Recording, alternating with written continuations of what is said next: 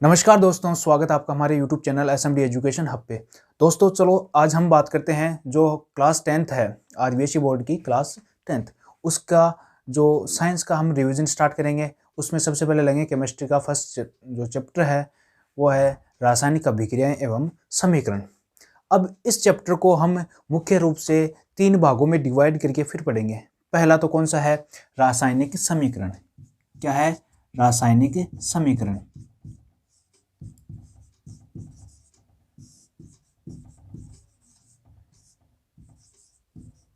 रासायनिक समीकरण। अब रासायनिक समीकरण में हम क्या देखेंगे? पहले तो रासायनिक समीकरण लिखना। इसमें क्या देखेंगे? पहला पॉइंट क्या देखेंगे? रासायनिक समीकरण लिखना।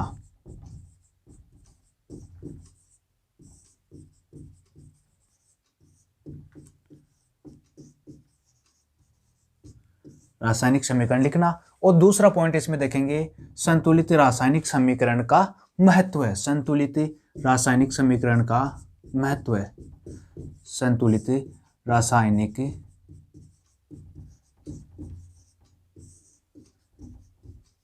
समीकरण का महत्व है। पहला पॉइंट में हम देखेंगे सिर्फ और सिर्फ रासायनिक समीकरण के बारे में। उसमें सबसे पहले देखेंगे रासायनिक समीकरण किस प्रकार से लिखी जाती है, फिर जो उसको संतुलित करते हैं उस रासायनिक समीकरण को संतुलित करने का महत्व क्या है। दूसरा हम देखेंगे रासायनिक अभिक्रिया। दूसरा पॉइंट क्या है? रासायनिक अभिक्रिया। रासायनिक अभिक्रिया। अब रासायनिक अभिक्रिया में हम अलग अलग प्रकार की अभिक्रिया देखेंगे, जिनमें से 5 अभिक्रिया है हमारे सिलेबस में। पहली अभिक्रिया है संयोजन अभिक्रिया।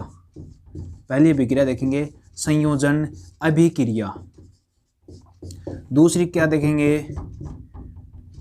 वियोजन अभिक्रिया। वियोजन अभिक्रिया। तीसरी देखेंगे हम विस्थापन अभिक्रिया। विस्थापन अभिक्रिया। चौथी देखेंगे द्विविस्थापन अभिक्रिया। द्विविस्थापन अभिक्रिया। और 5वें नंबर पर हम देखेंगे, क्या देखेंगे?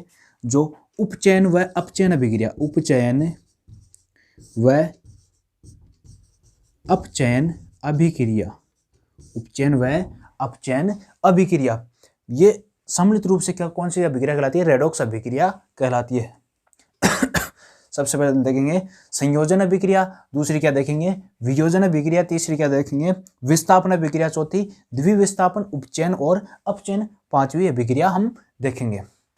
इतनी तो अभिक्रिया देखेंगे। इनमें से सबसे जो 3 पार्टों में हमने चैप्टर को डिवाइड किया, उनमें से सबसे महत्वपूर्ण पार्ट है दूसरा, रासायनिक अभिक्रिया। इससे अधिकांश क्वेश्चन चैप्टर में यहीं से पुटअप होते हैं। रासायनिक अभिक्रिया डायरेक्ट पूछ ली जाती है। संयोजन अभिक्रिया और वियोजन अभिक्रिया के बारे में पूछ लिया जाता है, या विस्थापन अभिक्रिया दी जाती है, या द्विविस्थापन, या उपचयन या अपचयन अभिक्रिया। कोई सी भी अभिक्रिया इनमें से आपको पूछ सकते हैं। तो अब देखेंगे तीसरा पार्ट कौन सा है। तीसरा पार्ट है उपचयन अभिक्रियाओं को। जो उपचयन अभिक्रिया देखेंगे, जो दैनिक जीवन में उपचयन अभिक्रियाओं का क्या महत्व है। दैनिक जीवन में उपचयन अभिक्रियाओं का महत्व है। दैनिक जीवन में उपचयन अभिक्रियाओं का महत्व क्या है, वो हम देखेंगे तीसरे पार्ट में। और इसमें 2 हेडिंग देखेंगे। सबसे पहले देखेंगे संक्षारण। संक्षारण। और दूसरा देखेंगे विकृत गंधिता। विकृत गंधिता। जो संक्षारण है और विकृत गंधिता, वो आगे अगले चैप्टर में भी आएगी, वहाँ पर भी हम इसको डिटेल से देखेंगे। यहाँ पर इसकी नॉर्मल जो हेडिंग है वो देखेंगे, इसकी परिभाषा क्या है और इसके एग्जाम्पल क्या और इसके बचाव के उपाय क्या है। इस प्रकार से हम इस चैप्टर को कंप्लीट करने वाले हैं। तो सबसे पहले क्या देखेंगे? रासायनिक समीकरण। रासायनिक समीकरण किस प्रकार से लिखते हैं और किसे रासायनिक समीकरण कहते हैं और किसे क्या शब्द समीकरण कहते हैं, उनके बारे में यहाँ पर हम देखने वाले हैं। फिर रासायनिक समीकरण का महत्व देखेंगे और फिर दूसरे हेडिंग में देखेंगे रासायनिक अभिक्रिया, जिसमें संयोजन अभिक्रिया, वियोजन अभिक्रिया, विस्थापन, द्विविस्थापन और उपचयन व अपचयन अभिक्रिया। इतनी अभिक्रिया हम इसमें देखेंगे। फिर देखने वाले दैनिक जीवन में उपचयन अभिक्रिया उपचयन अभिक्रिया का महत्व है, जिसमें संक्षारण और विकृत गंधिता हम देखेंगे। अब देखते हैं, चलो टॉपिक को स्टार्ट करते हैं। सबसे पहले रासायनिक समीकरण लिखना। रासायनिक समीकरण लिखना। अब सबसे पहले हमारे एक सवाल आता है मन में कि रासायनिक अभिक्रिया होती क्या है। रासायनिक अभिक्रिया होती क्या है, उसको समझने से पहले हम एक एग्जाम्पल लिखते हैं। एक रासायनिक समीकरण या रासायनिक अभिक्रिया का एक एग्जाम्पल लिखते हैं, जैसे कि जिंक प्लस सल्फ्यूरिक अम्ल। जिंक और क्या लिया हमने, सल्फ्यूरिक अम्ल। इसके साथ साथ हमें इस एग्जाम्पल से एक अभिक्रिया भी याद हो जाएगी। वो किस प्रकार से, जिंक प्लस सल्फ्यूरिक अम्ल क्या बनेगा इसमें, जिंक सल्फेट। जिंक सल्फेट और साथ में क्या निकलेगी, हाइड्रोजन गैस निकलेगी। हाइड्रोजन गैस निकलेगी। यह एक अभिक्रिया है जिसमें हमने जो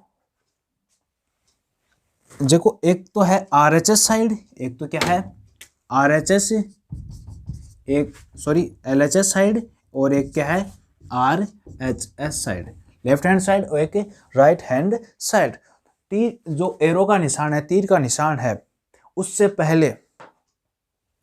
पहले जो भी हमने पदार्थ काम में लिए, उनको क्या कहते हैं, हम अभिकारक कहते हैं। यानी कि इस अभिक्रिया में क्या है, जिंक और जो सल्फ्यूरिक अम्ल है वो क्या है, अभिकारक, और जो सामने बन रहा है तीर के निशान के उस साइड में बन रहा है उसको क्या कहते हैं, उत्पाद। जिसमें zinc sulphate plus hydrogen gas क्या है, उत्पाद। ये एरो का निशान जिस साइड होगा, जिस दिशा में होगा, उसके सामने वाली दिशा में तो होंगे उत्पाद, और पीछे वाली दिशा में क्या होंगे, अभिकारक।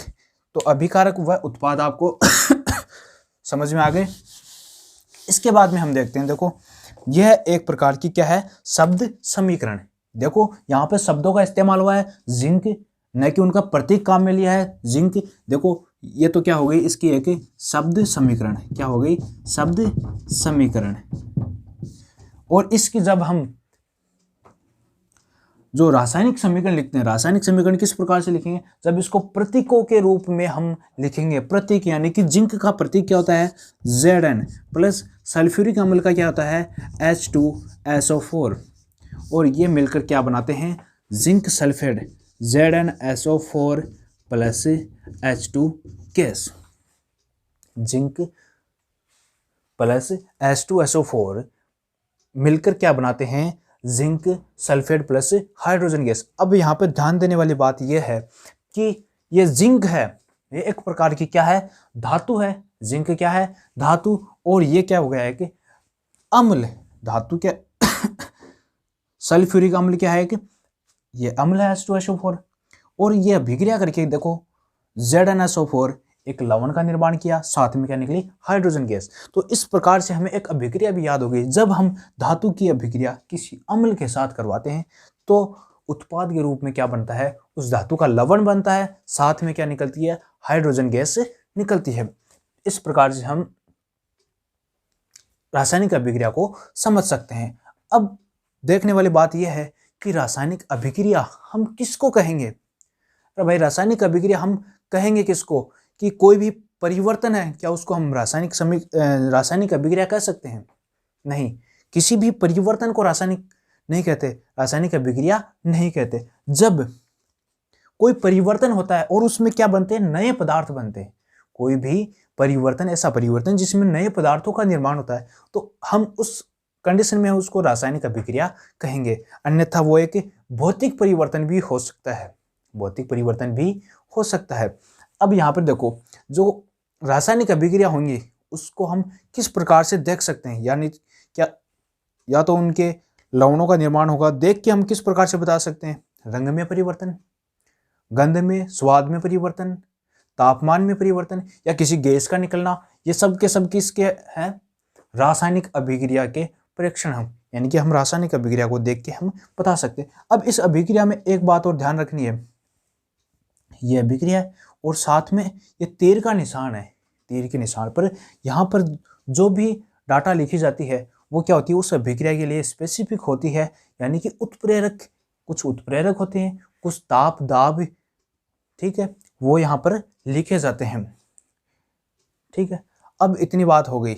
जैसे कि देखो रासायनिक अभिक्रिया कौन कौन सी है, जैसे कि भोजन का पचना क्या है, रासायनिक अभिक्रिया, जंग लगना क्या है, रासायनिक अभिक्रिया, श्वसन भी क्या है, एक प्रकार की रासायनिक अभिक्रिया।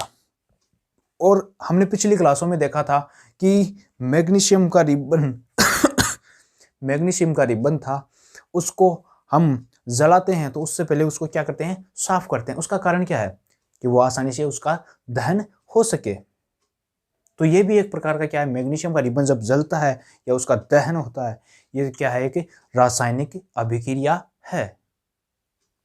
क्या है कि रासायनिक अभिक्रिया है। अब हम नेक्स्ट देखते हैं। देखो रासायनिक अभिक्रिया, जो रासायनिक समीकरण है वो हमने लिखना सीख लिया कि यानी कि जो लेफ्ट हैंड साइड है उस साइड में क्या लिखेंगे, हम अभिकारक लिखेंगे, जिनको क्रियाकारक भी कहते हैं, अभिकारक या क्रियाकारक। और उस साइड में, दूसरी साइड में, जिस साइड तीर का निशान है उस साइड में क्या लिखेंगे, उत्पाद या प्रोडक्ट लिखेंगे, उत्पाद या प्रोडक्ट। ये तीर का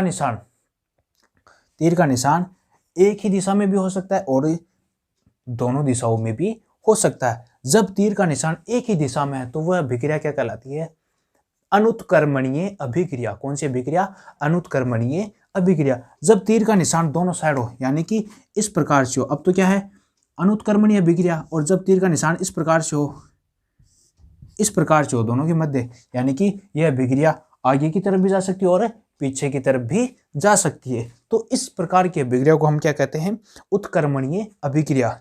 ये बाद में के लिए बातें हैं, बस आप इतना याद रखो कि तीर के निशान के आगे क्या लिखेंगे, उत्पाद, पीछे पहले क्या लिखेंगे, क्रियाकारक या अभिकारक। अब दूसरा है रासायनिक जो अभिक्रिया है, रासायनिक अभिक्रिया, उसको संतुलित करना बहुत ही महत्वपूर्ण है। देखो रासायनिक अभिक्रियाओं को संतुलित किस प्रकार से करते हैं, रासायनिक अभिक्रियाओं को संतुलित किस प्रकार से करते हैं, इसको हम एक एग्जाम्पल से देखते हैं। अब रासायनिक अभिक्रियाओं को संतुलित करने का, जो रासायनिक अभिक्रिया, संतुलित रासायनिक अभिक्रिया है, उनका महत्व क्या है। सबसे पहले हम देखेंगे रासायनिक अभिक्रिया, जो दूसरा पॉइंट था हमारा, संतुलित रासायनिक अभिक्रियाओं का महत्व है। क्या महत्व होता भाई, इसके लिए एक नियम था, द्रव्यमान संरक्षण का नियम दिया गया। किसका नियम दिया गया, द्रव्यमान संरक्षण का नियम।